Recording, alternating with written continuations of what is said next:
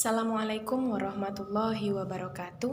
Selamat pagi Ananda. Hari ini Umi akan menjelaskan materi yang sebelumnya sudah Umi sampaikan, yang Ananda sama-sama lihat di video sebelumnya tentang sifat-sifat perpangkatan. Umi akan jelaskan lebih detail lagi satu-satu tentang sifat perpangkatan tersebut.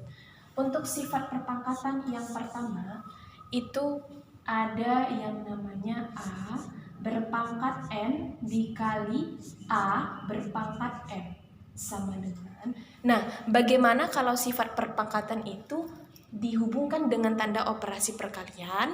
Nah, caranya adalah dengan menjumlahkan pangkat. Berarti A berpangkat N tambah M. Umi kasih contoh satu.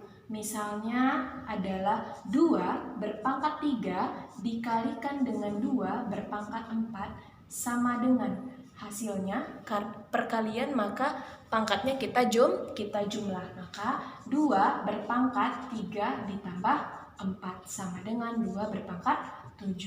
Bagaimana kalau 2 berpangkat 3 dikali 3 berpangkat 2? Apakah boleh kita menggunakan rumus perpangkatan? Nah, coba lihat rumus yang di atas. A berpangkat N dikali A berpangkat M itu sama dengan pangkatnya kita jumlah dengan syarat bilangan pokoknya harus sama. Mi, gimana kalau bilangan pokoknya tidak sama? Boleh pakai sifat? Tidak boleh pakai sifat. Berarti kita cari satu-satu. Untuk yang pertama bilangan pokoknya 2, yang kedua bilangan pokoknya 3. Berarti kita cari satu-satu. 2 pangkat 3 itu sama dengan 2 dikali 2 dikali 2. Hasilnya 2 kali 2 4, 4 kali 2 adalah 8. Sedangkan 3 pangkat 2 itu hasilnya adalah perkalian 3 sebanyak 2 kali. 3 dikali 3 sama dengan 9.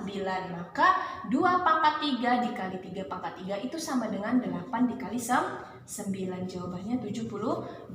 Jadi Umi ingatkan sekali lagi bahwa sifat perpangkatan itu yang harus kita perhatikan pertama adalah bilangan pokoknya harus sama. Kalau dia 2, di sebelahnya juga harus 2. Tapi kalau bilangan pokoknya sudah berbeda, kita cari manual satu-satu. Nah, itu untuk contoh perpangkatan perkalian. Yang kedua adalah pembagian. Umi kasih contoh. A berpangkat N dibagi A berpangkat M. Apabila bilangan pokok sama, maka kita boleh menggunakan sifat perpangkatan dari pembagian. Kalau perkalian perpangkatannya ditambah, maka kalau pembagian perpangkatannya dikurang, maka N dikurang M. Umi kasih contoh. 5 pangkat 3 dibagi 5 pangkat 2. Karena bilangan pokok sama, maka pangkatnya boleh kita kurang. Maka jawabannya 5 pangkat 3 kurang 2. Maka jawabannya 5 pangkat 3 kurang 2 1. Tapi kira-kira kalau pangkat 1 boleh ditulis atau tidak? Kalau untuk pangkat 1 tidak perlu ditulis, cukup tuliskan saja 5. Itu sudah berarti pangkat 1. Ini adalah contoh sifat perpangkatan dari pembagian. Kita lanjut lagi. Misalnya, sifat yang ketiga, Umi kasih contoh. Ada pangkat di dalam pangkat. A berpangkat N, pangkat lagi M. Maka itu caranya adalah pangkatnya kita kalikan. Umi kasih contoh, 4 berpangkat 2 dipangkatkan lagi 4. Ada pangkat di dalam pangkat. Maka caranya adalah 4 pangkatnya kita kalikan.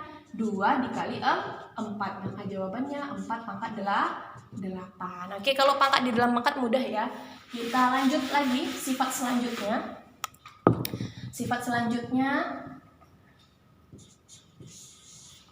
Umi kasih contoh tentang mengubah bilangan negatif ke bilangan positif. Umi kasih langsung contoh. Misalnya 5A pangkat negatif 2.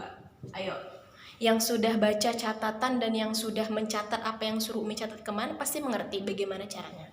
Lihat, di sini ada pangkat negatif.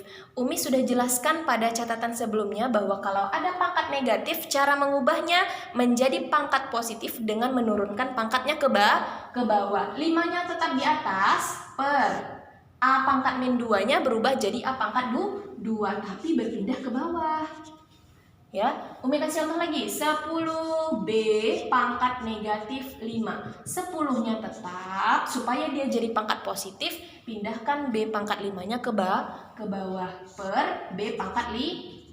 Jadi jawabannya 10 per B pangkat 5. Umi kasih contoh sekali lagi. 4A pangkat negatif 3. 4-nya tetap. Bagaimana supaya jadi positif? Pindahkan A pangkat 3-nya ke bawah. Maka jadinya 4 per A pangkat 3. Nah, itulah mengubah bilangan negatif menjadi positif dengan menurunkan pangkatnya tadi disertai dengan bilangan pokoknya ya ke bawah, sehingga jawabannya menjadi positif, tidak ada lagi angka negatif. Paham ya?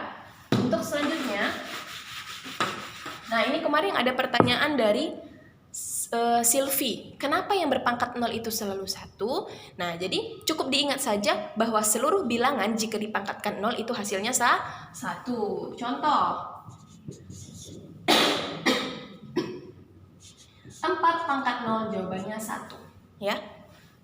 5.000 pangkat 0 jawabannya 1. Apapun bilangannya jika dipangkatkan 0 hasilnya 1. Cukup itu saja yang diingat. Ya. Sekarang Umi kasih soal contoh 4x. Ingat ya penulisan x kita. Penulisan x jangan disamakan dengan tanda kali, karena nanti kalau ada tanda kali dan ada variabel x, Ananda susah membedakannya. Jadi kalau ada variabel x, tulis x-nya seperti yang Umi ajarkan di kelas 8 ya. 4x pangkat 5 y pangkat 6 dibagi per, sama bagi sama ya, jangan bingung, per 2x pangkat 3 y pangkat 5. Lihat di sini. Ini sama artinya dengan 4x pangkat 5 y pangkat 6 dibagi dengan 2x pangkat 3 y pangkat 5. Karena ini pembagian, nah lihat bilangan pokoknya kan beda. Di atasnya 4, di bawahnya 2. Ini adalah satuan yang terpisah. Dipisahkan saja, caranya seperti ini. Yang angka dengan angka kita bagi. 4 per 2 kalikan x pangkat 5 dibagi x pangkat 3. Sama-sama x kan, berarti bilangan pokoknya sama. Kalau bilangan pokok sama, berarti kita bisa menggunakan sifat perpangkatan pembagian. Coba Umi tanya lagi. Tadi yang Umi jelaskan kalau bilangan pokok sama dan dia dibagi, pangkatnya dikurang apa ditambah? Ya, kalau pembagian pangkatnya kita kurang. Oke. X pangkat 5 dibagi dengan x pangkat 3. Kita kotak-kotakan dulu, kita pisahkan yang bilangan pokoknya sama. Sekarang lihat y. Y sama y, bilangan pokoknya sama. Kalau sama, ingat pembagian pangkatnya dikurang, berarti y pangkat 6 per y pangkat 5 sama dengan 4 dibagi 2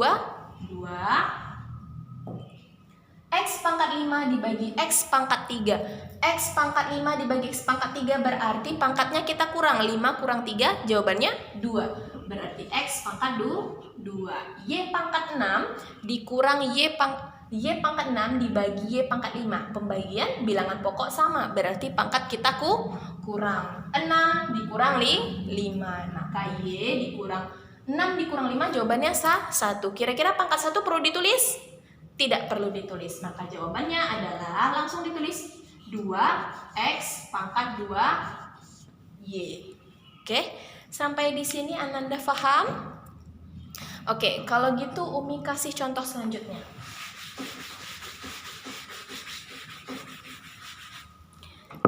Umi kasih contoh 8 x z pangkat 5 per 2